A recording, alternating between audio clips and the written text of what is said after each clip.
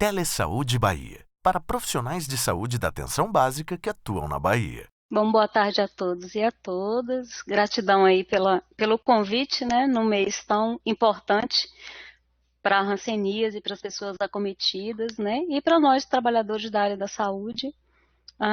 E aí, pensar a hanseníase em toda a sua perspectiva, não só clínica, epidemiológica, mas de superação do estigma, né, dessas pessoas que são acometidas, para além dos números que estamos hoje, na atualidade, no Brasil, que permanecemos ainda em segundo lugar, em número de casos no mundo, né, com muitas pessoas incapacitadas, muitas crianças ainda adoecendo, né, de forma multibacilar, já chegando para a gente identificar na atenção primária com um grau de incapacidade já importante.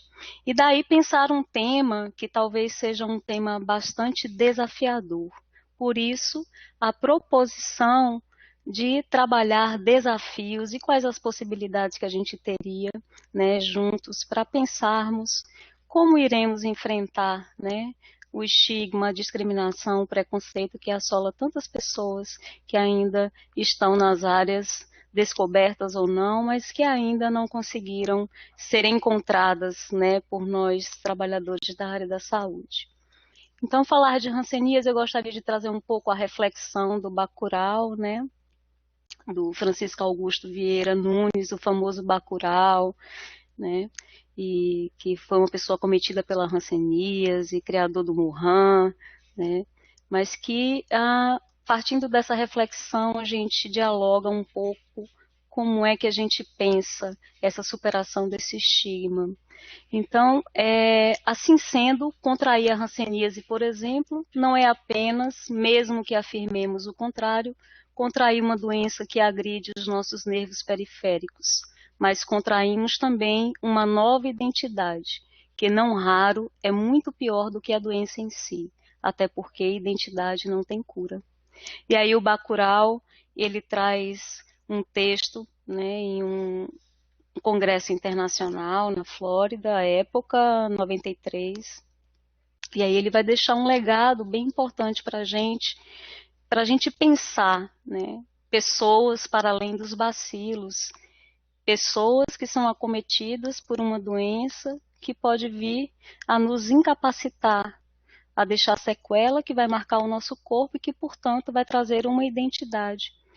E aí ele chama a atenção, para além desse bacilo, tem gente que vive na comunidade, gente que vive em meio social, gente que deseja ser acolhida, deseja ser escutada, assim como ele coloca para todos aqueles naquele momento que estiveram nesse congresso e nos provoca. E eu trago essa reflexão porque, apesar do tempo, da temporalidade, ela é bem atual, porque uma doença milenar e que até hoje, nesse século, a gente ainda é desafiado para trabalhar a questão do estigma, né? Nos perturba um pouco não sabermos, de repente, como lidar com algumas situações que nos atravessam dentro da atenção primária, dentro dos nossos centros de referências, dentro da nossa rede, né, de atenção à saúde. Então, por isso, essa reflexão. Pensarmos pessoas, para além dos números, pensarmos pessoas que são acometidas por uma doença contagiosa, por uma doença que tem um período de incubação longo, mas que por trás disso há uma possibilidade de marcas, marcas nesse corpo. E que marcas são essas que são deixadas e o que fazemos, né, quando elas existem, né? Então é um pouco isso que eu estou trazendo para o diálogo nesse momento com vocês. E aí, perpassar o estigma é perpassar o contexto histórico e social, né? A lepra vai nos acompanhar, né, historicamente, há séculos e séculos, é uma história milenar, né? E que nos atravessa de um modo bem peculiar, né? A época de uma mudança de um termo hebraico para um termo grego que vai se tornar lepra, mas que traz uma marca que toda espécie de lesão cutânea dermatológica era considerada lepra, em que, portanto, isso vai nos marcar de tal forma que faz com que as pessoas a essa época já seriam, digamos, excluídas, retiradas do seu convívio social, do seu convívio em comunidade. Então, isso nos traz uma reflexão, porque vai, dentro dessa temporalidade, demorar um pouco, né, para que a gente consiga realmente identificar, né, o micobactério, posteriormente o tratamento. Só que, para além disso, quando a pessoa é excluída, há marcas dentro dessa perspectiva, porque eram colocadas, né, em um modelo isolacionista, né? Dizia-se, esteja ligado ao mundo de uma outra forma, né? De uma outra forma vista como um castigo, né? Você não é merecedor, você tem alguma impureza. Então, essas questões colocadas socialmente construiu a ideia de impureza, de castigo, né? De que você não deverá ter esse convívio social. E aí nos marca, porque vem na década, né, nessa temporalidade, atravessada, né, por antigas instituições chamadas instituições totais, onde você retira toda e qualquer possibilidade desse sujeito ser sujeito. Né? Há uma sujeição em toda a questão social construída à época, ou seja, ele perde a identidade. A identidade passa a ser uma outra. Né? E como ela é atravessada por algo que é impuro, e você é retirado do meio social, e você é marcado por esse corpo, né? Então você vai trazendo dentro desse imaginário, um imaginário de vamos recolher essa pessoa, né? Vamos realmente retirar. E como a gente não sabia à época, né, quem era esse agente causador, né, dessa doença, então vem aí as políticas isolacionistas, né? As pessoas eram retiradas das suas famílias e inseridas dentro dessas instituições chamadas leprosários, né? Acontece que na Idade Média ela passa a ser debelada de alguma forma por algumas questões, seja do ponto de vista de melhorias políticas, né, de políticas sociais, né, públicas, e já aqui a gente ainda não conseguiu também por conta das melhorias das condições que temos, né? E com essas políticas isolacionistas, você termina retirando não só o doente, mas transformando ele num ser que ele não consegue falar de si, né? Antigamente, as pessoas só podiam casar com as mesmas formas, né, graves ou não, da doença, os filhos eram retirados do convívio, né? Existia dentro dessa instituição um formato que é um formato de uma própria cidade, então lá ele vive entre eles mesmos e a comunidade que está ao redor, ela não poderia entrar. Hoje, uma provocação que eu trago é: acabamos com o modelo isolacionista? Será? Derrubamos os muros dos leprosários, né? Antigos hospitais colônias. Algumas pessoas ainda residem, alguns ainda têm o formato anterior. Mas será que realmente não existem esses muros invisíveis? Será que a comunidade que está ao redor consegue se articular com essas pessoas? Que contexto é esse atual que a gente ainda vive, né? Apesar desses muros estarem abertos, né? Então, trata-se de uma doença crônica que realmente tem essa base arraigada num escopo de estigma, de discriminação, de preconceito, né? E que nos desafia, porque ela traz também uma outra questão que é, além de talvez falarmos pouco sobre o estigma, abordarmos de uma forma que é não na sua totalidade, mas trazendo mais o escopo que seja clínico e epidemiológico. Temos os episódios reacionais rancênicos, que atravessam uma doença que é crônica. E esses eventos, que são episódios agudos dentro de uma doença crônica, ele traz a perspectiva da incapacidade, da deformidade.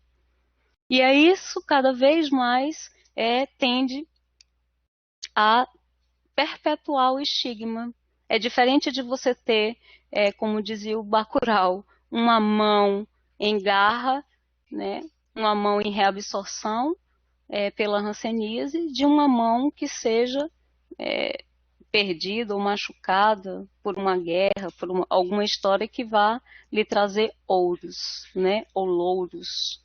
Então, é um pouco isso, o contexto social, histórico, e que eu acho que é bem atual, apesar da gente sempre remontar a hanseníase, né, e falar de um processo histórico, ou de muitas vezes não abordar o contexto lepra-hanseníase, apesar da gente ter aí, obviamente, a importância de uma lei que somente no Brasil vai vigorar, né, a mudança da nomenclatura do nome lepra para hanseníase, que é extremamente importante porque é uma perspectiva de uma identidade social, inclusive construída, e que é claro que a gente vê que a partir do momento que há uma mudança na nomenclatura, muda-se também uma outra perspectiva, porque atravessada a ela tem hoje o tratamento, a gente já sabe como acontece, como se dá, né? Tem o processo de cura, mas tem algo aí que é esse imaginário social que ainda está atrelado à lepra,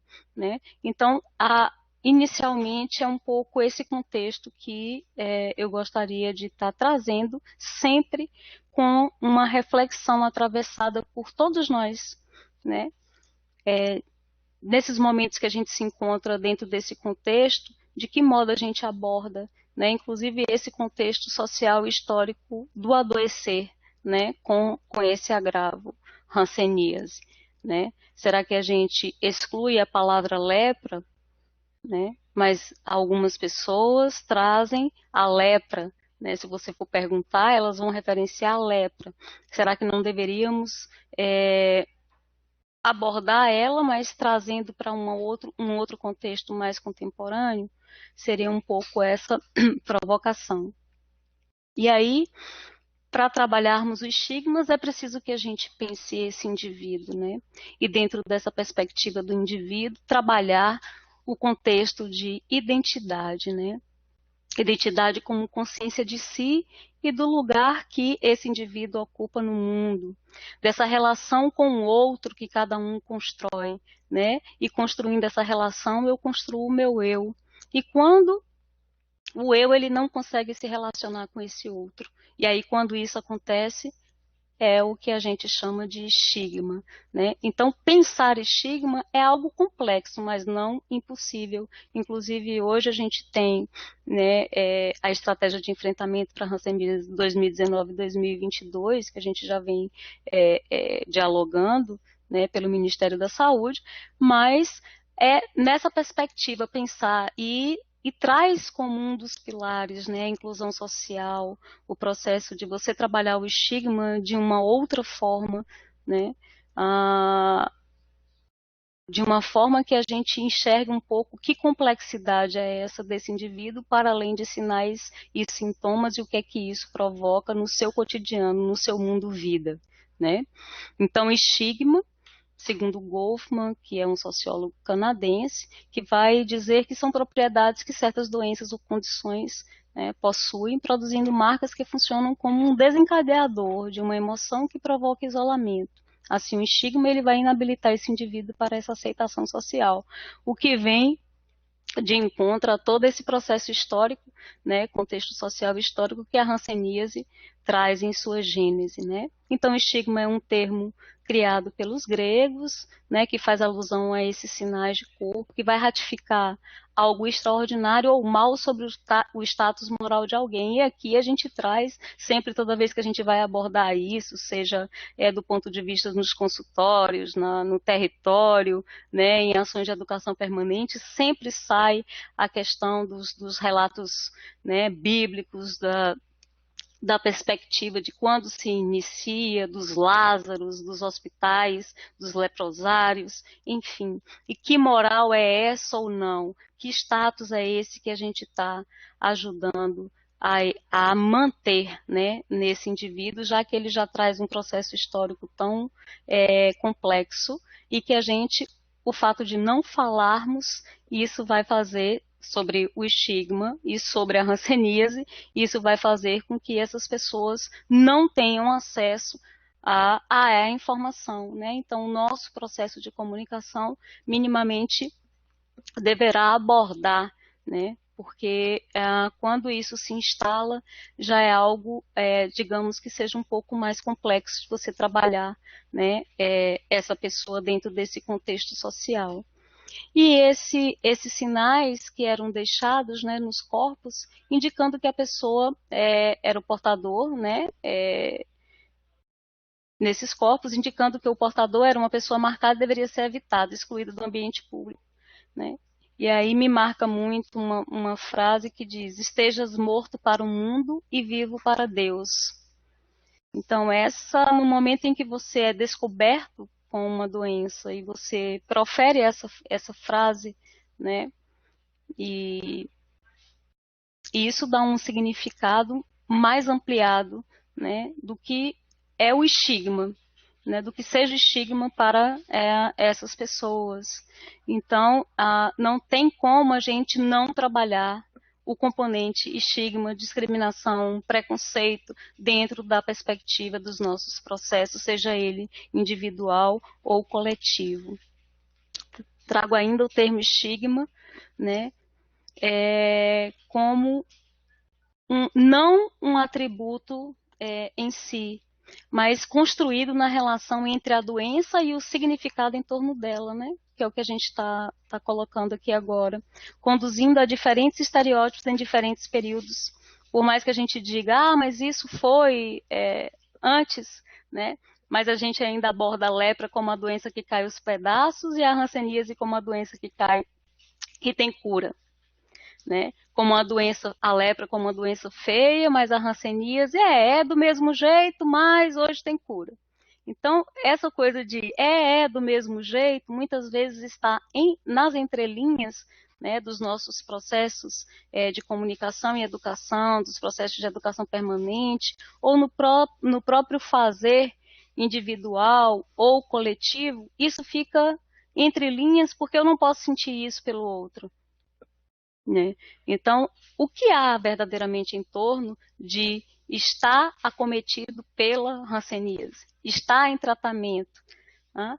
Então, de que modo estamos conversando, dialogando sobre estigma, sobre hanseníase, né? E por que não nos reportarmos à lepra, mas num sentido contrário, não é no sentido de fazer com que a gente volte aos tempos, né, atrás de exclusão, mas de relembrar o porquê dessa exclusão, porque senão a gente não consegue muito avançar num outro processo, né, que é de superação. Como é que o sujeito começa a superar a questão hoje de estar com hanseníase, por exemplo, mediatizado na contemporaneidade. Então, é um pouco isso. E aí o estigma, ele traz alguns tipos, né, segundo ainda o Goffman, que são as deformidades físicas, né, deformidades estas aparentes ou externas, que vai ser provocada pelos defeitos físicos, pelas sequelas decorrentes das doenças, e a hanseníase traz isso muito bem demarcado, e volto novamente à questão de que quanto mais tardiamente a gente encontrar essas pessoas, a probabilidade de estar com deformidade, com incapacidade, já com um estado reacional, ela é bem maior.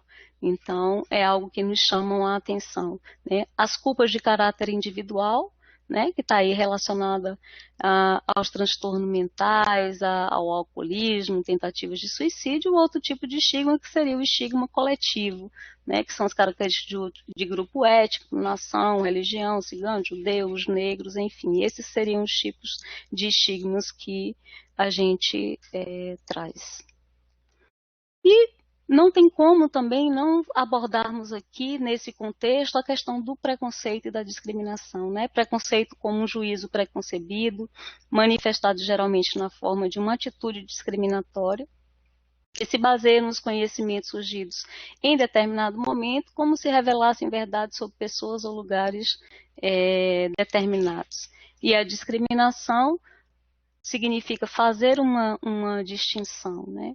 E o significado mais comum, no entanto, que tem a ver com a discriminação sociológica, seria a discriminação social, racial, religiosa, sexual, étnica. Então, assim, a junção de tudo isso, né? Muitas vezes a gente vê situações nessa história, né, de vida enquanto enfermeira de saúde da família, que a gente escuta e com certeza, né, todos nós aí que trabalhadores, né, a gente escuta ou vai escutar em algum momento o paciente dizer, não, olha, acabei de sentar ali e a pessoa saiu, né? Minha família retirou o copo, separou o talher, não me abraça mais, minha esposa separou de mim, eu fui posta para fora da escola porque o meu pé tem uma deformidade, que é um pé caído por uma incapacidade física. Então isso é atual, né? Isso não é remoto, não é época bíblica, não é tempos atrás. Isso é atual. Então, de que forma a gente dialoga, né, com essas possibilidades? Mas não com possibilidades da gente trazer à tona, né, ou fortalecer esses processos, mas um diálogo que seja mais aberto, um processo que seja mais de escuta e de cuidado a essas pessoas acometidas pela hanseníase e de que modo a gente está nos colocando nesse contexto. Será que esse preconceito, essa discriminação é só por parte dos familiares, da comunidade? Será que nós, enquanto indivíduos que somos, né? Porque eu comecei o diálogo a partir do indivíduo, né? Trazendo a perspectiva individual antes de sermos qualquer outro profissional, né? Seja médico, enfermeiro, enfim, agente comunitário, odontólogo, né? Que atuamos nessa área ou não, mas somos indivíduos. E, para tanto, podemos ter o nosso preconceito, o nosso auto-preconceito, o nosso auto-estigma. Podemos, de alguma forma, falar ou agir, talvez a fala não vá condizer com a sua prática, né? Mas que a gente pode, de alguma forma, ter colaborado, né? Ou intensificado esse processo. Então, para dizer que está mais próximo do que a gente imagina, o estigma ele não está distante, né? Às vezes a gente acha que é o outro que vai vir para falar sobre o estigma. Falemos todos sobre o estigma, a partir de nós mesmos, né? Nos olhando, nos ressignificando e vendo esse contexto social que estamos inseridos. E tentando enxergar isso e fazendo uma autorreflexão mesmo, né? Em que momento falamos ou deixamos de apertar uma mão, ou nos paramentamos para atender uma pessoa com hanseníase? Será que já não fizemos isso? Então, trazer à tona um pouco essa reflexão interna para que depois a gente consiga, inclusive, pensar de que modo podemos dialogar, seja no âmbito individual, em uma consulta individual, mas seja no âmbito coletivo, né? E que grupos são esses que a gente está trabalhando? Seriam todos os grupos ou só trabalhamos com grupos de pessoas acometidas pela hanseníase? E por que não podemos inseri-los, por exemplo, numa outra perspectiva, né, de uma inclusão social? Então, é preciso que a gente ache, pense, reflita outras estratégias, né, de enfrentamento do estigma, da discriminação. E aí, nessas leituras, nessa caminhada, eu trago aqui também, para além do Bacurau que eu iniciei a reflexão, duas reflexões, né? São duas pessoas acometidas pela hanseníase, e que uma delas diz assim: quando a gente descobre essa doença, fica traumatizado, entra em depressão, nada para você tá bom. O impacto é muito grande mesmo. Se você não tiver um acompanhamento legal, você faz até besteira. E aí, aqui há um clamor, né, de uma alusão do significado social que a doença traz nesse imaginário, né? Mas ele faz alusão a algo que é bem interessante, né? Acompanhamento, que está atrelado a cuidado, que está atrelado à escuta, àquilo que a gente chama de cuidado ampliado, né? Há um coletivo que se forma para atender uma pessoa, para acompanhar, para cuidar de uma pessoa. Então, isso é um indicador bem importante, né? Questões colocadas entram em depressão, né? Por que que é a doença? Por que que quando descobre essa doença? Então, trazer essas falas e assim, olhando de forma diferenciada para ela, né? E o que é que este indivíduo, esse sujeito, né, que tem a sua vida, que tem a sua família ou não, enfim, o que é que ele está nos trazendo, né? Isso é bem interessante a gente pensar, né? Isso nos ajuda a refletir de que modo a gente pode utilizar de outras estratégias, né, do ponto de vista da educação permanente para abordar, por exemplo, a hanseníase, para além de sinais e sintomas. E aí a outra pessoa que foi acometida pela hanseníase diz: hoje eu já consigo viver em paz comigo, mas um dia eu estava com vontade de acabar com a minha vida. Aí encontrei Marli. Conversando comigo, ela falou do grupo de mulheres e eu vim para cá.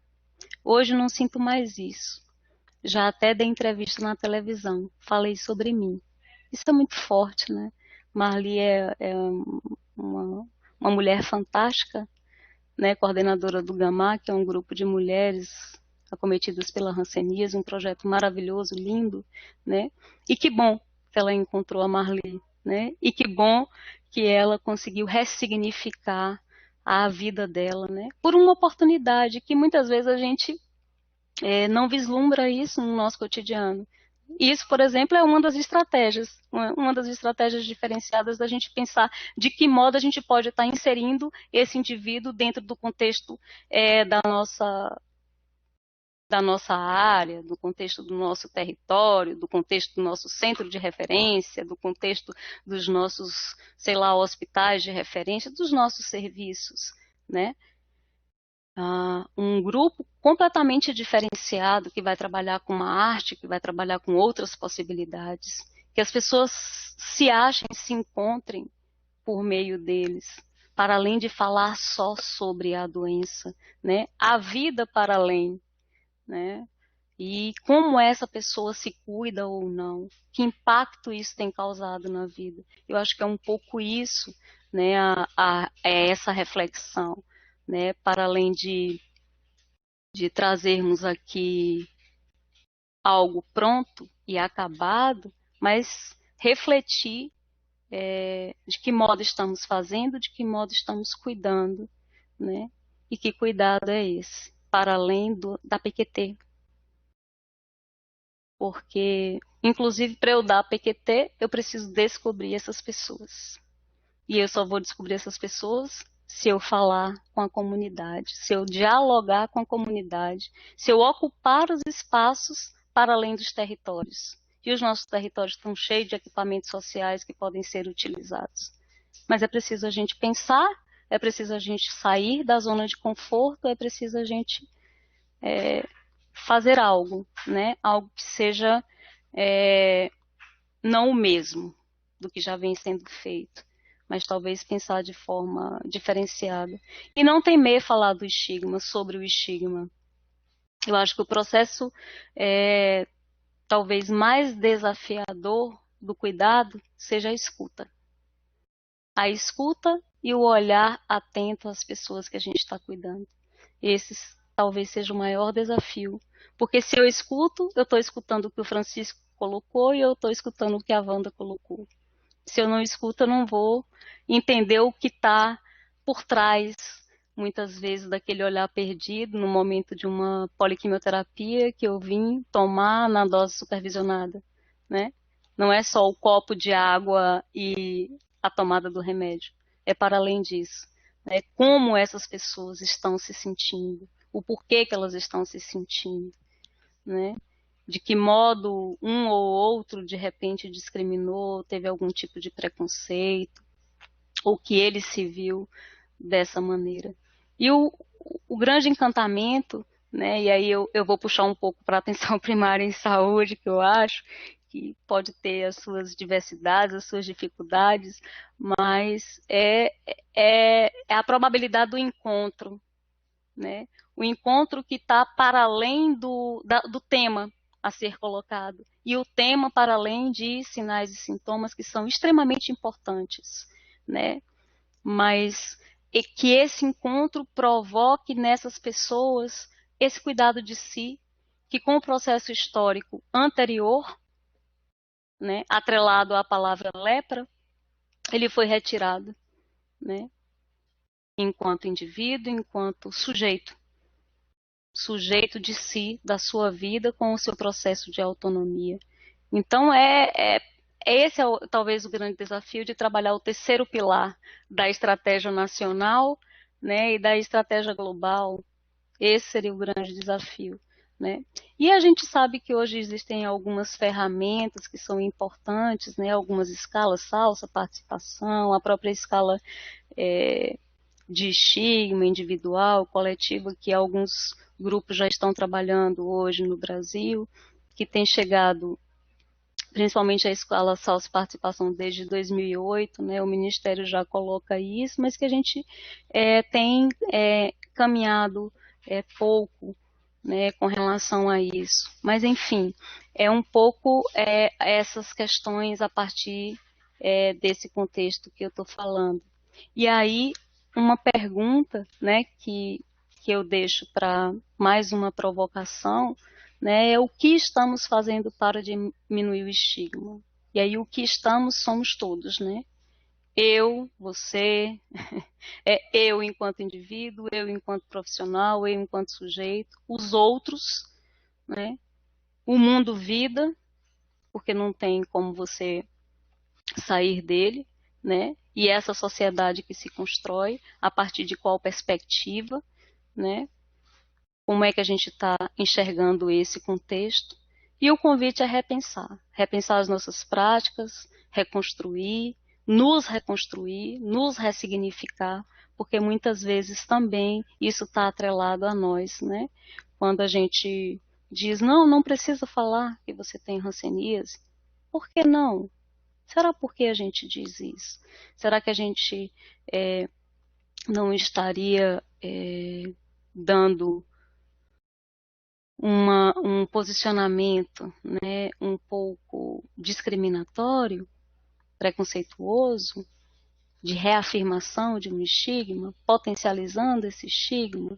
Será que seria isso? O que é isso para a gente? Né? Como é que a gente se vê nesse processo? Então, falar de estigma é isso. É falar de que lugar eu também ocupo, para além das pessoas, né, que são acometidas. Né? E esse lugar de fala, de escuta, ele vai nos ajudar a propor estratégias de comunicação, de educação, que traga essa concepção, que a gente consiga escutar essa comunidade, esse saber que ela tem, porque o saber ele está posto. A comunidade ela traz, as pessoas trazem, né, o significado da hanseníase. Muitas vezes a gente acha, né, que elas não sabem, mas elas sabem. Só que elas sabem na linguagem delas, nos saberes que elas construíram. De repente não é o saber, né, que gostaríamos que elas tivessem. E essa é a boniteza, né, do processo, né, de educação, que é a gente se juntar e falar sobre, né, e causar um outro tipo de processo, né, de ajuda de como eu me cuido, de como eu saio de determinadas situações, porque são diversas, né? E é um pouco isso que eu queria trazer para vocês. Eu gostaria de deixar aqui o meu agradecimento, a oportunidade, né, tanto a Secretaria do Estado da Bahia, né, que me convidou aqui para trazer um pouco essa reflexão sobre o estigma no momento que a gente vive, né, que é o Janeiro Roxo, mas eu gostaria que esse janeiro não só fosse o janeiro, que ele fosse o ano todo, né, e que ele sempre tivesse um lugarzinho em todas as ações, né, uma doença negligenciada e que a gente muitas vezes negligencia mais, né, quando não falamos sobre ela, quando não descobrimos as pessoas que estão acometidas, porque a informação não está chegando para essa comunidade, né? Seja lepra antiga ou hanseníase atual. É preciso falar da hanseníase. É necessário. Então, minha gratidão. Bom, pessoal, Thaisa colocou aqui para nós, né, essa reflexão aí sobre o estigma em relação à hanseníase. Se você tem alguma dúvida, algum comentário, né, ou algum exemplo de como você tem trabalhado essa questão aí na sua unidade ou equipe, né, os membros da equipe, pode compartilhar aqui conosco no bate-papo, né, nós estamos aqui a postos para esclarecer dúvidas, né, comentários.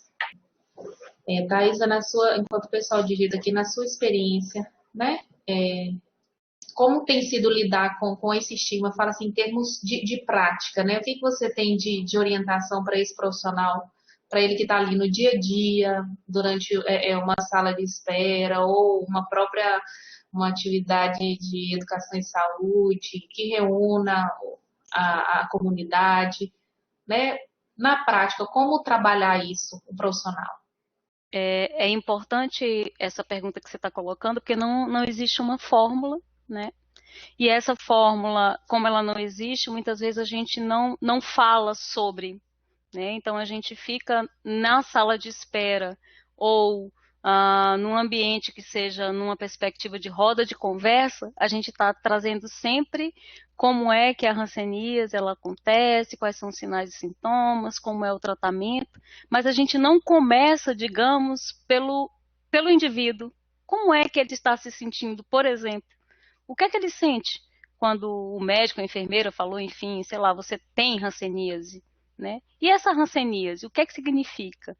Né? Muitas vezes ele não entende a palavra hanseníase, ele não atribui hanseníase, ele acha que é uma outra doença, né? E às vezes, quando você aborda que é a mesma lepra, ele, né? Ou às vezes ele chega, se assusta, né? E às vezes ele chega na unidade meio que já com um pouco de dúvidas, mas uma dúvida que está mais atrelada a um sentimento de algum processo de discriminação, de preconceito, porque ele, de repente, vai associar lepra à hanseníase.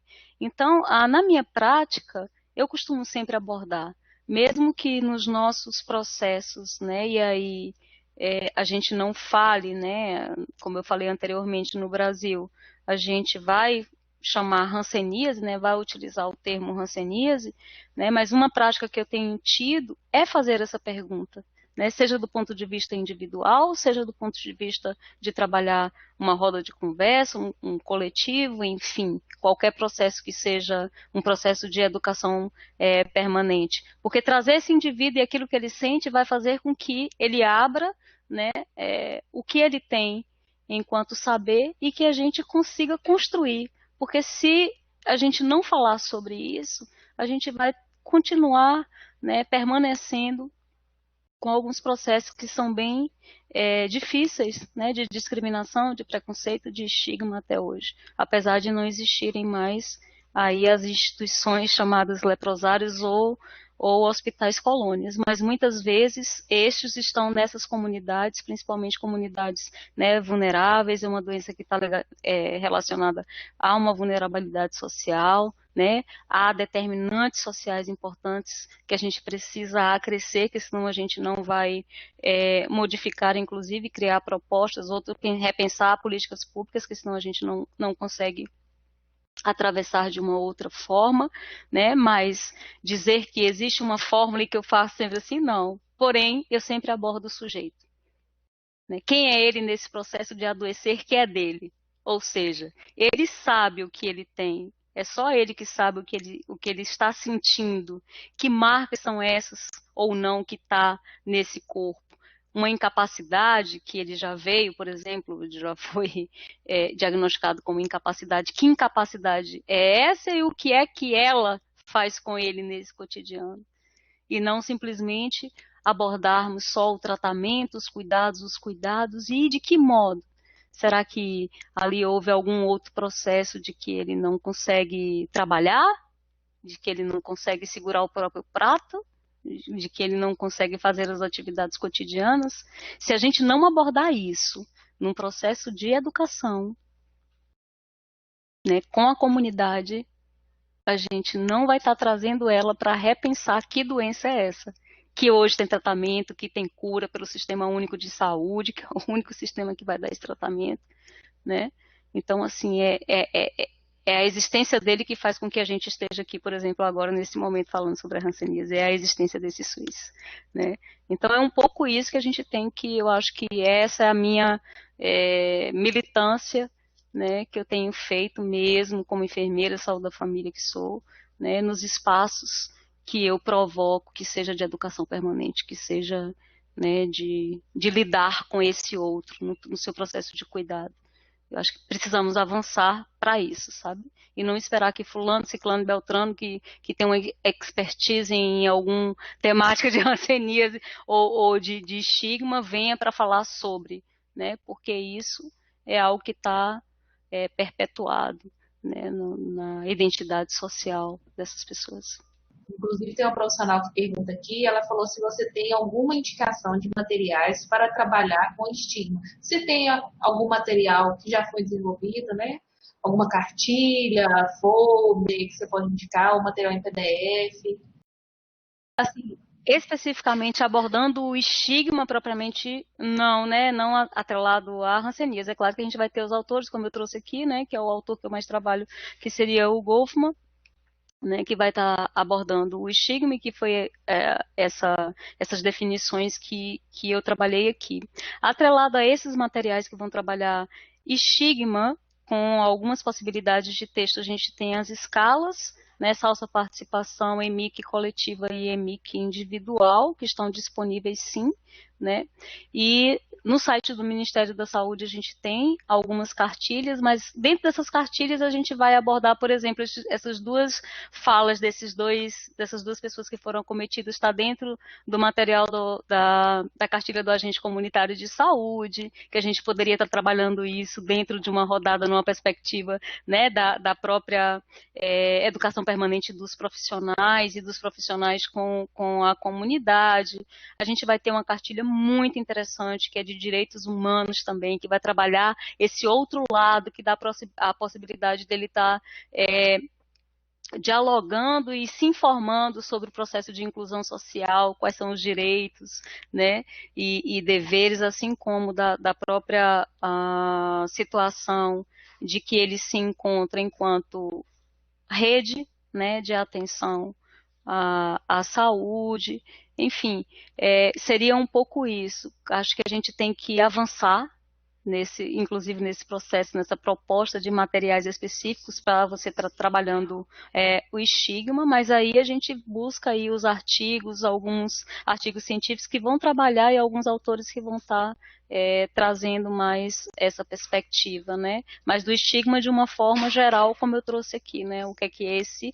Só que aí a gente traz, como é o estigma, a gente traz para o escopo da hanseníase e do seu processo histórico, social, onde ele vai se ancorar. Então, é importante pensar, né, essas leituras, mas associadas aos processos de construção social, que ou uma comunidade, ou um processo histórico onde viveu, sei lá, nos antigos leprosários. Isso é importante para a gente entender qual é o contexto que a gente está falando, né, de qual doença e qual é o contexto, como é que está vivendo. E uma coisa legal que você coloca, essa preocupação com o adolescente, que é a preocupação que a gente tem com os menores de 15 anos, né, crianças que estão adoecendo, que estão chegando com grau de incapacidade já instalada, porque não estamos abordando de uma forma, talvez, não é que não estamos abordando, não vamos também generalizar, mas estamos abordando de forma muito tímida, né, sobre a hanseníase. Então, quando a gente aborda isso, eu vou fazer uma ação de educação porque é o Janeiro Roxo e está todo mundo envolvido. Sim, mas e o restante do ano, né? Eu estou numa escola, por exemplo, e por que não fazer uma ação ali, chamar os adolescentes e falar sobre, né? Pergunte o que é hanseníase, né? Se tiver difícil sair a hanseníase, então o que é a lepra? Perceba se ele associa, porque dentro da casa dele ele pode não ter escutado a palavra hanseníase, mas pode ter escutado a palavra lepra. E aí essa é uma bela oportunidade que a gente tem de estar dialogando sobre e tentando desfazer esse nó, né, tão crítico, que é você trabalhar uma nova nomenclatura somente no Brasil, mas sem estar atrelado à lepra e sem estar trazendo tanta significado pejorativo à condição, né, para esse agravo. Então, eu acho que é um pouco isso, não perder a oportunidade dentro desses espaços, né? Não são jovens, idosos, né? Por que não outros grupos? Porque sempre temos que esperar o dia D, uma campanha. Por que nas nossas salas de espera não falamos de hanseníase, né? Eu fico sempre pensando isso, inculcada com isso, né? Por que não falamos sobre hanseníase? Todos nós, né? Uma doença tão negligenciada, né? Será que não negligenciamos também? Não sei. Sem culpas, sem culpas, mas é preciso pensar. Sim, mas é preciso pensar. É preciso ressignificar esse locus que a gente está. E eu acho que é fantástica essa oportunidade, inclusive, que eu estou tendo aqui agora, porque é um pouco isso, né? Repensar sempre, ressignificar sempre. E ter em mente que são pessoas, para além dos números. Porque quando a gente fala os números, aí todo mundo se assusta. Olha, os casos, né? Mas assim, não são casos, são pessoas. Né? Aí aqui a gente destaca, né, que a gente tem regiões aqui no estado da Bahia que são regiões endêmicas, né, a exemplo da região oeste, né, então os profissionais, não só eles, né, da região oeste, mas que das outras regiões, mas essas regiões que são endêmicas é preciso mais uma atenção, né, uma atenção redobrada, um olhar mais afinado para esse tipo de agravo, que é a hanseníase, né? Tem a questão também, no caso da notificação, né? No caso, tem que notificar, né? Sim. A notificação é obrigatória. É obrigatória, né? E por meio dela é que a gente consegue fazer o tratamento, né? Isso. Então, pessoal, fica aí a dica para vocês. Acho que esse momento aqui com a Thaisa, ele está mais para um momento de reflexão mesmo, né? Nós enquanto profissionais. A Adriana, ela fala aqui que já ouviu um relato de um paciente e ela disse que esse paciente relata que seria melhor se ele morresse, né? E ela falou com ele que seria importante, que era preciso que ele soubesse esclarecer para as pessoas que a hanseníase tem cura e tem tratamento. Então, assim, né? É aquilo que você vê, é o sentimento daquela pessoa, né? É muito profundo. Aqui a Adriana também ela é lá do Couto Maia. A nossa equipe estaremos abordando sobre hanseníase em sala de espera no Hospital Couto Maia nessa sexta-feira, dia 17 do 1. Então, né, é sempre uma oportunidade para os profissionais estarem abordando, né, sobre a hanseníase. Perguntar, Thaís falou que mesmo, na própria escola mesmo, esse adolescente, essa criança, ela sabe, né, o que é hanseníase, perguntar. Só de fazer essa indagar, fazer essa pergunta, já abre espaço para um diálogo que provavelmente será muito rico e esclarecedor, né, sobre esse assunto. Pessoal, se vocês não tiverem mais dúvidas, né, eu vou pedir para a Thaisa fazer o encerramento aqui, fazer uma fala de encerramento, fica à vontade. Então, assim, gratidão aí, mais uma vez, né, pelas pessoas que estão aqui colaborando conosco e as oportunidades que a gente tem. Que bom que os profissionais estão assistindo, estão repensando, estão provocando espaços, né? E a minha provocação eu acho que é um pouco essa mesmo, né? De encerrar não encerrando, mas trazendo mais uma provocação de que, para além do janeiro, que seja o ano, né? E que a gente tenha em mente qual é a perspectiva de trabalho, de cuidado que a gente está trazendo, né, nos espaços para essas pessoas, né? Seja no centro de referência, seja na unidade básica, seja na própria comunidade, na escola. Que espaços é esse que estamos provocando, né? Espaços de acolhimento, de escuta e de afetividade, de troca, né? Falemos sobre, né? Falemos com e não para. No momento que talvez a gente falar com o paciente, não para o paciente, ele se colocará em um outro lugar. Falar com a comunidade, não para a comunidade, a gente vai trazer uma outra perspectiva de escuta e de cuidado. Tá? E que todo momento é um momento, né? Eu acho que juntos, a gente nessa troca, nessa partilha, a gente consegue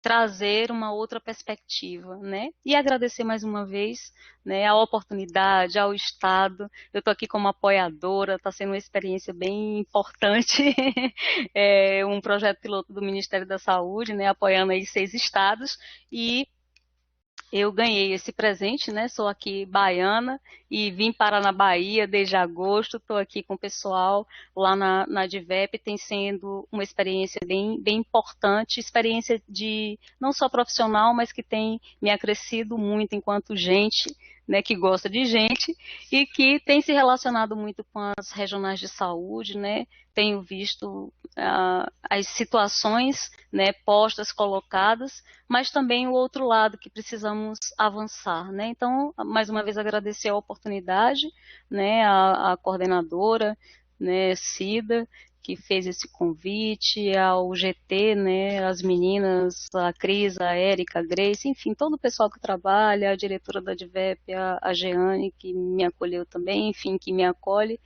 e a todos os colegas, né, que a gente tem aí provocado esses espaços, né, de escuta, de fala e de ressignificação do processo de cuidado. Espero que a gente realmente consiga avançar para o cuidado mais qualificado, né, mais diferenciado, mais ampliado a essas pessoas. Gratidão. Telesaúde Bahia, para profissionais de saúde da atenção básica que atuam na Bahia. Disponível em qualquer lugar e a qualquer hora. É fácil e sem complicação. Se você é integrante de equipe de saúde da família, núcleo de apoio à saúde da família, consultório na rua, mais médicos, programa Saúde na Escola e Academia da Saúde, se conecte com a gente. Por internet, telefone ou pessoalmente. Saiba mais: www.telesaude.ba.gov.br.